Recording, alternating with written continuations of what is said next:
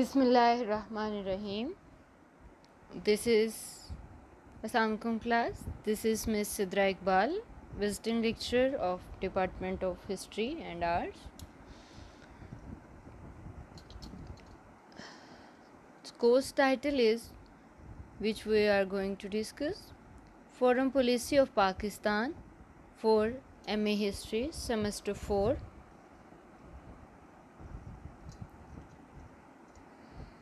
Course code is HIST 4116. Here the topic which we are going to discuss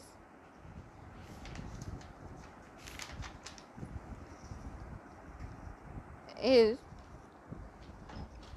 major approaches of the international relations and the prominent contributor. Today we discuss the major approaches of international relations and the prominent contributors.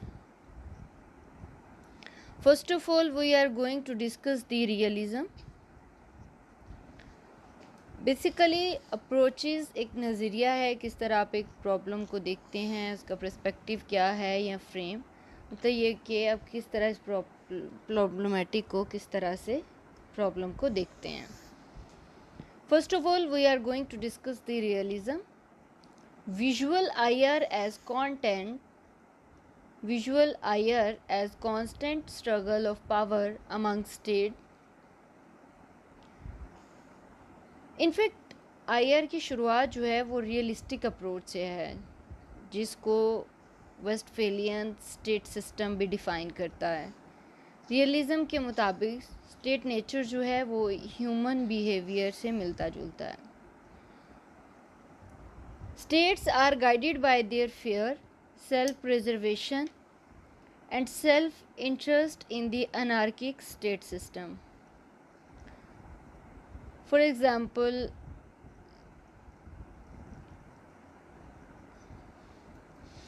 Human behaviour जो है वो state behaviour human behaviour से बहुत ज़्यादा मुताबिकत रखता है. जिस तरह human, for example, if passes through a forest, they feel fear. They focuses on their self-interest for their self-defense. Same as state sovereign होती है in anarchic world, and they always fear for their interests. They wanted to increase their power. So IR is nothing but the constant struggle of increasing power. Thucydides, Hans Margentho, Kenneth Wald are the main proponent of the IR. Thucydides को वो Greek historian है, इसका जो main है वो माना जाता है. इसी तरह हेंस मर्गेंथो जो हैं उनको फादर ऑफ आईआर कंसिडर किया जाता है. इसी तरह रियलिज़म के ऑथर में केन्स वॉल्ट जो हैं वो न्यू रियलिज़म के बानी माने जाते हैं. सो इंटरनेशनल स्टेट स्ट्रक्चर के मुताबिक स्टेट कैसे चलते हैं इसको न्यू रियलिज़म में देखा जाता है, जो कि हम फर्दर इसको डिफ़ाइन करेंगे. Next is liberalism and idealism.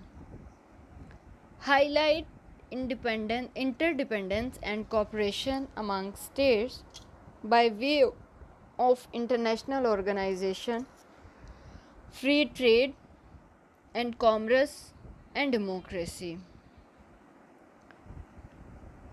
Basically, liberalism focus on war and security, focus on UN, United Nations, World Trade Organization, WTO, democracy, also focus on problem, poverty, hunger, peace, security, etc. अक्सर औक़ात state उसके मुताबिक ही response करता है, rationally या responsibly, या मतलब human behaviour को सेम ऐसे माना जाता है state behaviour. Most of the time state behave rationally and responsibly. Emil Kant, Robert O. Cohen, and Joseph S. Nye, these are the proponent of liberalism and idealism. Basically liberalism का मानना ये है कि जो स्टेट्स हैं वो एक दूसरे पे इंटरडिपेंडेंस होती हैं, जैसे कि अरस्तू ने कहा है कि इंसान जो है वो माशरती हैवान है, तो सेम एज उसको अपने जैसे इंटरेस्ट के लिए एक दूसरे पे डिपेंड करना पड़ता है अपनी ज़रूरियात के मुताबिक, सेम एज स्टेट जो है वो इंटरडिपेंडेंस होती है और वो आपस में कोऑपरेशन करती हैं by the way of international organisation. तो स्टेट बिहेवियर और ह्यूमन बिहेवियर जो है वो आपस में रिजेम्बलेंस रखते हैं। The next one is Marxism. Visualize international state system as exploitative capitalist design wherein capitalist class of core states of Western Europe and North America in nexus with elite class of periphery third world states exploit the masses and natural wealth of the periphery. State act as instrument of capitalist class. Basically, Marxism talk about the class struggle, जहाँ ये कि capitalist class है जो core states की हैं या core states जो western Europe की या नॉर्थ अमेरिका का पावरफुल स्टेट है, वहाँ जो ये कैपिटलिस्ट क्लास है वो एक नेक्सस बनाते हैं और थर्ड वर्ल्ड कंट्रीज़ जो हैं उनको लूटते हैं। जैसे कि उसने कहा कि capitalist class of the core state of western Europe and north America in nexus with elite class of periphery, कि पेरिफ्री जो कि थर्ड वर्ल्ड स्टेट्स हैं उनकी जो एलीट क्लास है ये उनके साथ मिलके एक नेक्सस बनाते हैं और ये थर्ड वर्ल्ड कंट्रीज़ जो हैं उनको एक्सप्लॉइट करते हैं। And state act as instrument of capitalist class.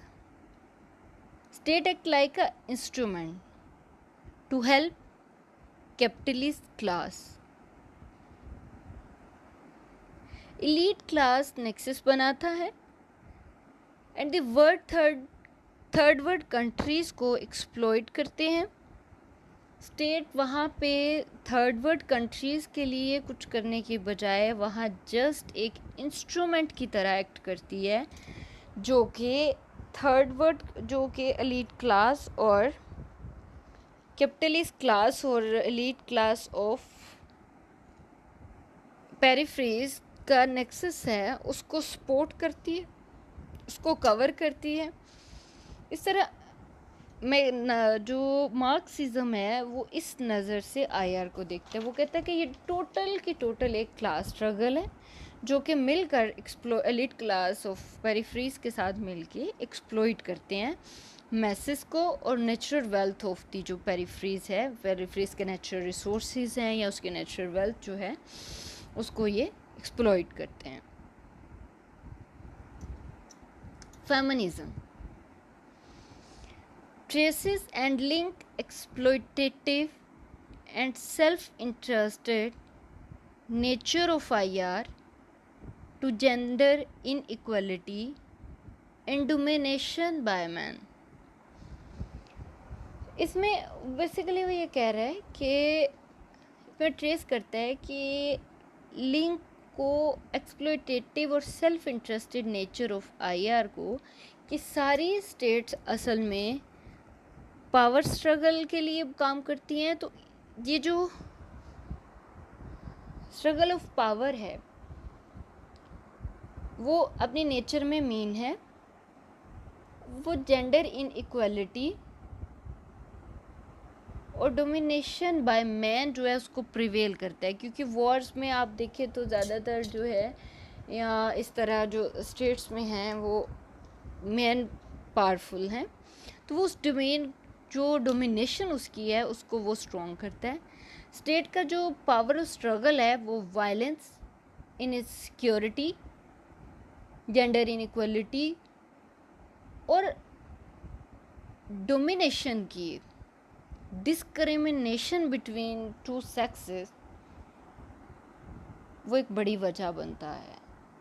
That's why जो फेमिनिस्ट व्यू है वो इसको एज ए एक्सप्लॉयटेटिव देखता है कि इसमें जितना भी स्ट्रगल ऑफ पावर है वो पूरी तरह से बेसिकली एक कॉन्फ्लिक्ट है, और ये जो कॉन्फ्लिक्ट है जो पॉलिटिक्स में या वॉर्स में या किसी भी तरह से स्टेट्स के दरमियान होता है, तो वो ये जेंडर इन इक्वलिटी जो है उसको प्रिवेल करता है। Next we are going to see the main contributor of the theory. First of all, we are going to discuss about Hans Morgenthau. Hans Morgenthau was called the father of IR. He gave the work in 1948 with the name of Politics Among Nations.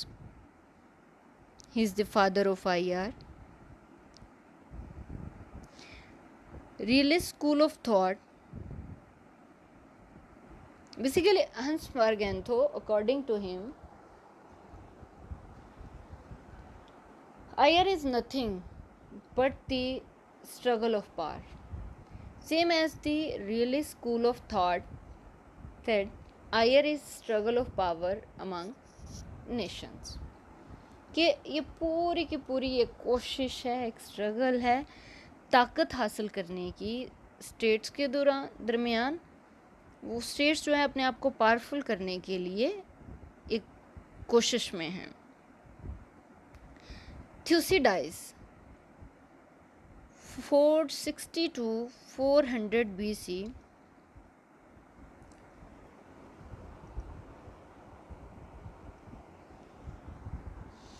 Thucydides basically called the father of realism and the scientific history.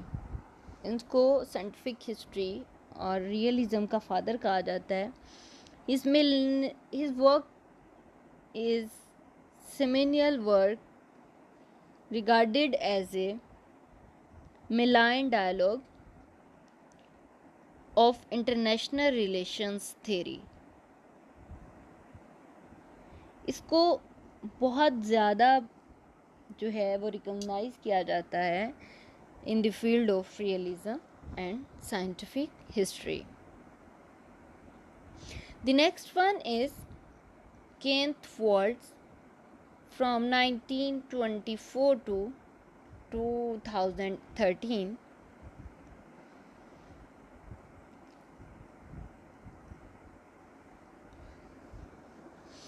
He gave the idea of new realism and level of analysis, which we discussed that the individual, then national, then international. He gave the level of analysis and the idea of new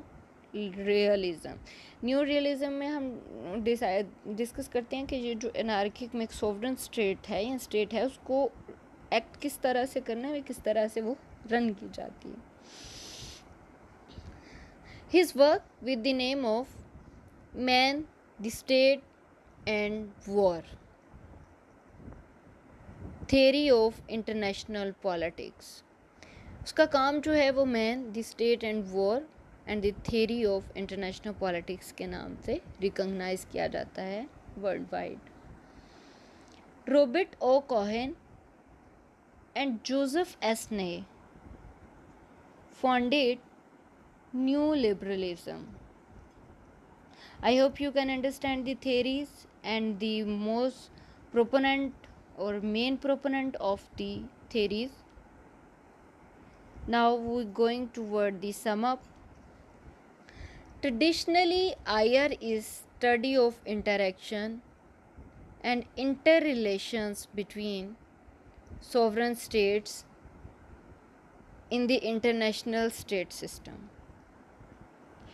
Eyre basically है क्या? अगर रवायती तौर पे भी हम इसको देखें तो ये बेसिकली जो है वो एक study of interactions and inter relations between sovereign states in the international state system. दो सोवरन खुद मुख्तार जो रियासतें होती हैं उनके दरमियान जो इंटरेक्शन है या इंटर रिलेशंस जो उनके होते हैं उनको हम क्या कहते हैं?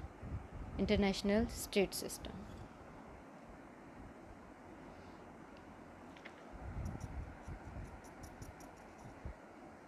However, its nature and scope underwent significant changes and expansion in the era of globalization. अब इसका जो नेचर है, स्कोप है वो और जो सिग्निफिकेंस है और वो उसकी बहुत ज़्यादा एक्सपेंशन है in the era of the globalization. Now, focus is shifting from state to non-state actors, decentralized, decentered interaction among multiple players in the more dynamic global system.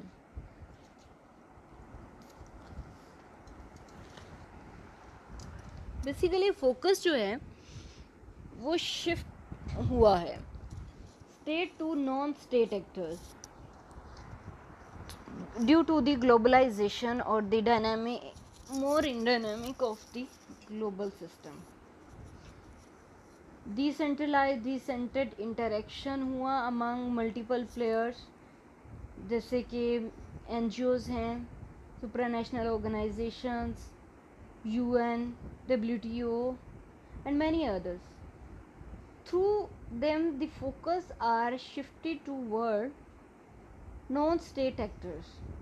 They are more focal in working in the international state system than the state. State is not much focal in contemporary world. Realism, liberalism, Marxism and feminism provide major theoretical perspective of the study of IR. इसको हम theoretically जो है वो IR को इनके ज़रिए पढ़ सकते हैं. Realism, IR is struggle for power between state. Realism कहता है कि IR basically is just a struggle of power. मुख्तलिफ स्टेट्स के दरमियान ये एक ताकत की स्ट्रगल है. Liberalism focuses on interdependence and cooperation.